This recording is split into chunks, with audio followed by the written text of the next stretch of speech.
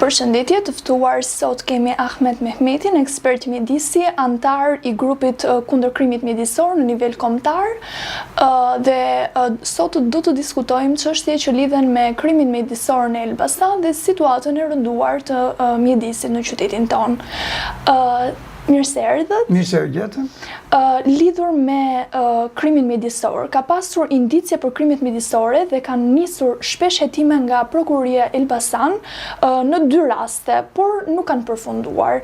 Pse nuk arrihet të vërtetohen krimet mjedisore në Elbasan? Po. Është e vërtet që ka pasur raste kur ndotja mjedisore ka qenë nivele shumë të larta. Disa fish në krahasim me normën e Bashkimit Evropian.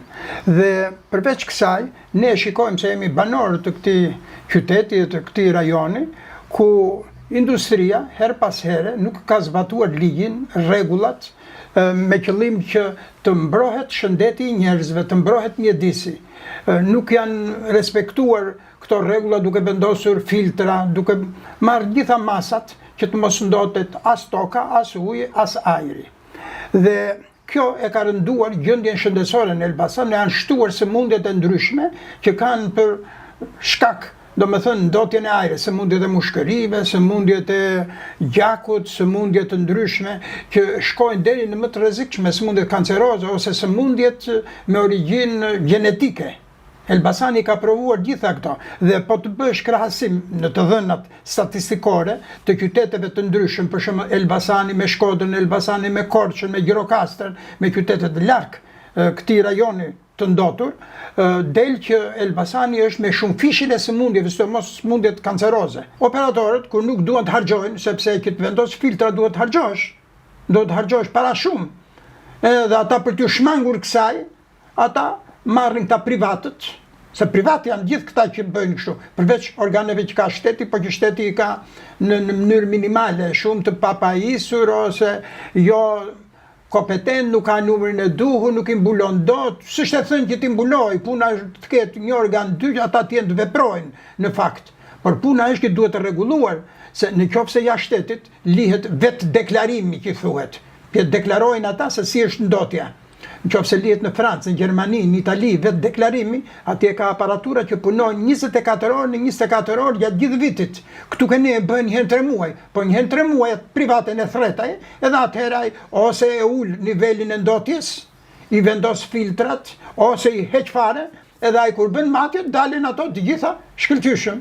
Dhe kështu që gënjen veten shteti ose organi kompetent, pra nuk jep të dhënat që mbron shëndetin e njerëzve.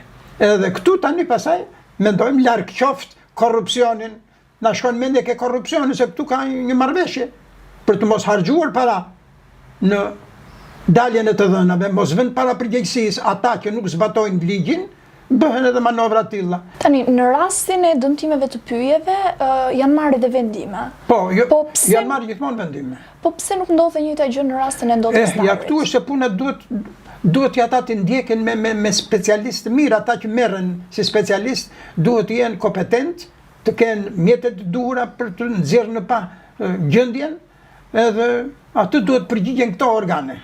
Duhet bërë pyetje atyre. S'mund të flasim ne në emër tyre. Sipas mendimit tuaj, cila është përgjegjësia e këtyre institucioneve aktuale shtetërore, të cilat janë përgjegjëse për? Institucionet aktuale shtetërore kanë përgjegjësinë kryesore. Qofse gjendja është kështu. Qofse unë bëj matjet edhe i shikoj, matjet në tokë janë faqja e zezë, jo vetëm nga trashëgimia, po edhe nga tanishmja.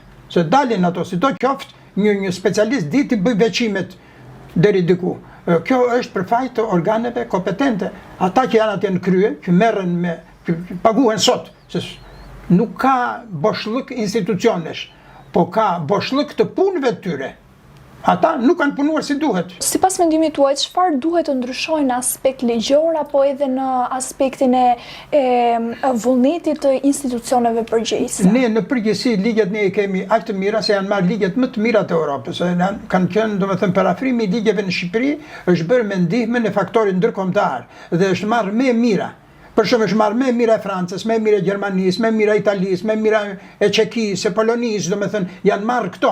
Dhe kuadri ligjor ai që është parafruar është domethënë shembull për vetë evropianët, se është marrë me mira e tyre. Puna është që mekanizmat e zbatimit këtij ligji çalojnë, janë rakitike, nuk janë plotësuar, nuk kryen punën e tyre, pra ka ligj, po ka dhe maliq i thaj popullorëshe, që prish punë. Pra nuk zbatohet ligji, kjo është e gjitha. Ju faleminderit që ndat me ne mendimin tuaj si një ekspert. Rrofshi, ju shkoftë mbare, suksese. Faleminderit.